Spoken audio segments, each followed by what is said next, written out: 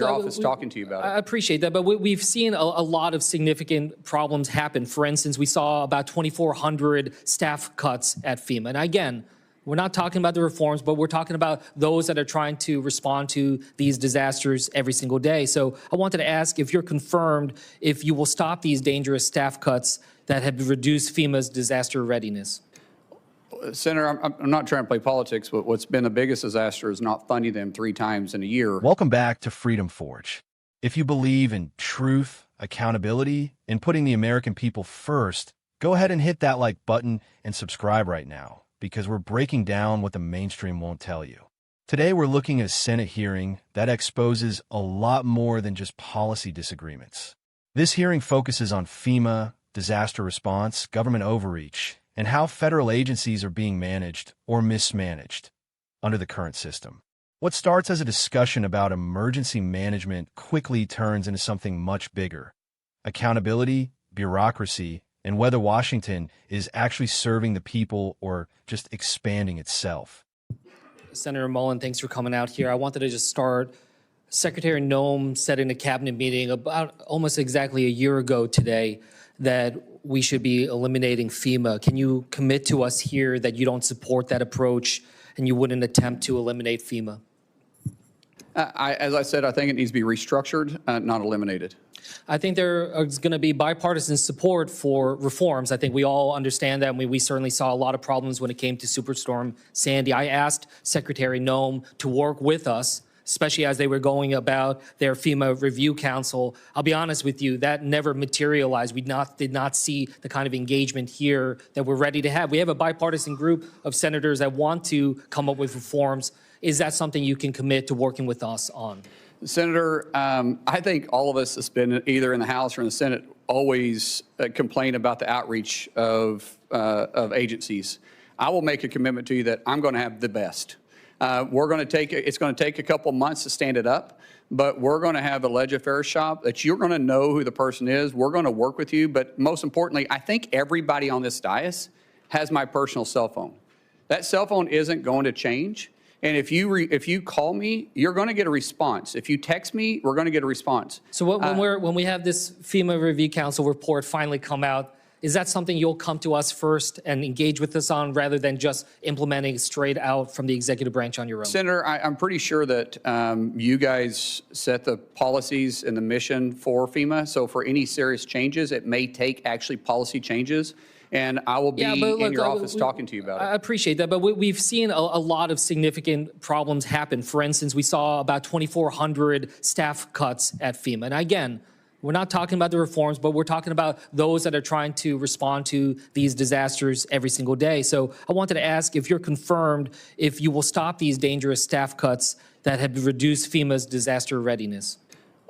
Senator, I'm not trying to play politics, but what's been the biggest disaster is not funding them 3 times in a year. However, some of these agencies under the current administration, not some, all of them got very bloated with having too many employees. You think there's still too many staff at FEMA? Senator, I can't answer that. When I get there, we'll be adequately staffed to respond to our nation's disasters. But it's going to take some time to get there because, like I said, people are quitting today because they're not getting paid for the 3rd time in a year, and we can't allow that to take place. I agree, and I hope that we can move forward on that. But one thing that has demonstrated a lack of priority by this administration is the fact that we never actually had a full nominee for FEMA. So I just wanted to ask, do you agree that we need an actual nominee to be a full FEMA administrator that has real experience in emergency management? Absolutely. We're already looking at some in the case that we do get confirmed, which I'm hopeful we do. We are making that a priority in each one of our agencies. But the confirmation also has to go through you, and we know. I get it, but at least we can get a nominee before us, and I think that that's something I hope to take away. That is a commitment you'll make. Honestly, by the experience that I've had, which has been an interesting experience, it's a lot to ask someone, and they got to be fully committed. If they go through this process, it's tough. So I would ask you if I do this, give them a fair shake. For me, a lot of you guys aren't giving me a fair shake to even earn your support. So if I bring somebody else into you, maybe you'll give them a fair shake and you'll actually work with them, because I'm going to find somebody that is capable of doing the job, that's smarter at me at doing the job, that has experience doing the job. But when they come to your office and ask for your support, don't tell them it's politics. Don't say I can't. Don't say that, hey, I supported the previous one, but I got burned on that one, so I can't support you. We'll trust, but see, just give them a fair opportunity, and you might actually like the person we choose. And look, it's not just about the person; it's about the policies writ large. And then look, what we saw before, for instance, Secretary Noem had this policy that required her approval for anything that was going out the door, grants, funding, when over $100,000. And I'll be honest with you, it was disastrous. It held up so much of the funding to FEMA and other parts of DHS. Senator Peters and I did a review of this. Over 1,000 FEMA contracts, grants, and disaster assistance awards were delayed. So I wanted to ask you if you can commit to revoking this $100,000 policy by Secretary Noem. Sir, we talked in your office about that, and absolutely. That's called micromanaging, and I don't know if Secretary put that in or someone else did. I'm not a micromanager. We put people in, we empower them to make decisions. What is required to come into my level, we'll make decisions. We will have a very clear line of communication with every one of our agency's heads on their authority that is given to you, that you gave to them within their parameters, and we'll discuss. But we're also going to be very responsible for the taxpayer dollars. But it's unrealistic to some degree. It's just adding so much red tape, though. I mean, they really delayed, especially when it came to disaster response down at the Texas floods. I want to switch gears here. This is something you remember we talked about, but we have this effort right now. ICE has purchased a warehouse in Roxbury, New Jersey. It's a facility the size of 8 football fields to house over 1,500 detainees. Never once did an ICE official go and talk to the local mayor, talk to the local law enforcement, assess the situation alongside the locals. So I just wanted to ask you, is that fair that DHS is imposing these types of large-scale detention facilities without local engagement and input? Sir, being from small rural Oklahoma, it's a big impact, and the community should be visited with, especially when you start taking a warehouse off. It takes it off the tax roll, which could make a huge impact, and you got to deal with impact aid if they're eligible for it. And then you got to talk about infrastructure. One thing I do know is construction. When you start talking about infrastructure on these places, a warehouse sprinkler system is much smaller than when you are housing individuals there. And if you say, I think you said the town is 60,000 people, and I believe you said this was smaller than that. Is it smaller than that? So about 22,000 people, okay, and of which the detainees center and the staff there would constitute about 10% of the population of that town. Yeah, and realistically, it's not. Most municipalities don't have the capacity in their infrastructure for waste and water. So it's important that we're talking to the communities, and if we're having additional needs, we can work with the cities, we can work with the municipalities, but we should always communicate with them. I agree with that. And this town has only 42 police officers, a volunteer fire department. Does that sound like the kind of town that has the resources to take on a warehouse of this magnitude? Sir, I don't know the circumstances behind this other than what you and I talked about. I committed to you when I visited with you in your office. We'll talk. I even said, you and I get on the phone with the mayor. If I'm confirmed, I'll make a trip out there and see it for myself, because it's a big concern of yours, and we want to address those concerns.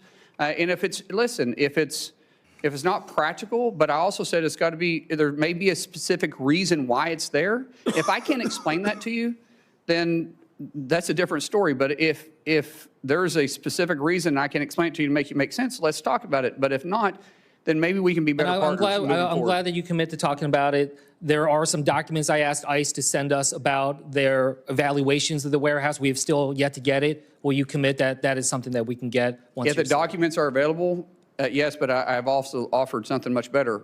I'll go with you personally and look at it. That's something that the local community will appreciate, and I hope that you will reassess this warehouse. As I said in my opening statements, we want to protect the homeland, but we also want peace of mind and bring back confidence to the Department of Homeland Security. And all this means that we got to work on that, and I will work on that. Senator Scott. Now, let's get into it. Right out of the gate, senators are questioning whether FEMA should even exist in its current form. One side is worried about eliminating it altogether, while the response we hear is that FEMA shouldn't be eliminated, but restructured. And honestly, That right there is a key point. Conservatives have been saying this for years. The issue isn't always whether a government agency exists. It's whether it's bloated, inefficient, and disconnected from the people it's supposed to serve. And that's exactly what comes up next. We hear about staffing levels, thousands of cuts, but also an admission that these agencies have become bloated. That's the word used. Bloated. And that matters. Because every time Washington grows unchecked, it becomes less responsive, less accountable, and more focused on itself instead of the citizens footing the bill. What really stands out is the contradiction. On one hand, they're saying FEMA needs to respond better to disasters. On the other hand, they're admitting there's too much bureaucracy, too much red tape, and too many layers slowing everything down. You can't have it both ways. Either you streamline government so it can act quickly, or you keep piling on rules and expect failure. And then we get into funding issues. Apparently, FEMA hasn't been properly funded multiple times in a single year. That's not just a budgeting issue, that's a leadership issue. Because when people responding to disasters aren't even sure they'll get paid, you're not just risking inefficiency, you're risking lives. But here's where things really start to expose the bigger problem. There's talk about a policy requiring approval for any funding over $100,000. Think about that. In the middle of disasters, when time is everything, decisions are being held up because someone at the top has to sign off. Over 1,000 contracts and disaster assistance efforts delayed because of bureaucratic micromanagement. And even the person being questioned admits it, calls it micromanaging, says it's unrealistic. That's not a partisan talking point.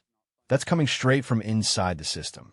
This is exactly what happens when government gets too big. It stops trusting professionals on the ground and starts centralizing power in Washington. And when that happens, response times slow, costs go up, and real people suffer. Now let's shift to something even more concerning. The conversation moves to IC building a massive detention facility in a small town without even consulting local leaders. No discussion with the mayor, no coordination with local law enforcement, nothing. Just a federal decision imposed on a community. And this is where the principle of federalism comes into play. Conservatives have always argued that local communities should have a say in what happens on their soil. You can't just drop a facility that houses thousands of people into a town of 22,000 and expect everything to function smoothly. Infrastructure, policing, water systems, these things matter. And yet, again, we see a pattern. Decisions made far away from the people affected by them. Even the response in the hearing acknowledges that this is a problem, that communities should be consulted, that infrastructure needs to be considered. That communication is essential. But the question is, why wasn't that happening already? And that's the theme of this entire hearing. Not just policy disagreements, but a lack of communication, lack of accountability, and a federal system that's grown too distant from the people it's supposed to serve. There's also a moment where the nominee talks about wanting fair treatment during confirmations. And that's fair. Everyone deserves a fair shake. But fairness goes both ways. The American people deserve transparency, competence, and results. Not delays, not excuses, not bureaucracy. At the end of the day, what we're seeing here is a system that needs serious reform. Not more spending, not more control, but smarter governance, leaner agencies, more trust in local communities, and leadership that actually puts people before politics. Because whether it's disaster response or immigration enforcement, these decisions have real consequences. They affect real lives, and they deserve more than just talking points in a hearing room. So the big takeaway from this hearing is simple. Government isn't failing because it's too small. It's failing because it's too complicated, too centralized, and too disconnected. And until that changes, we're going to keep seeing the same problems over and over again. If you want more breakdowns like this, where we cut through the noise and get to the truth, make sure you like this video and subscribe to Freedom Forge. Let me know your thoughts in the comments. Do you think FEMA needs reform, or is this just another example of government overreach? Stay informed, stay sharp, and I'll see you in the next one.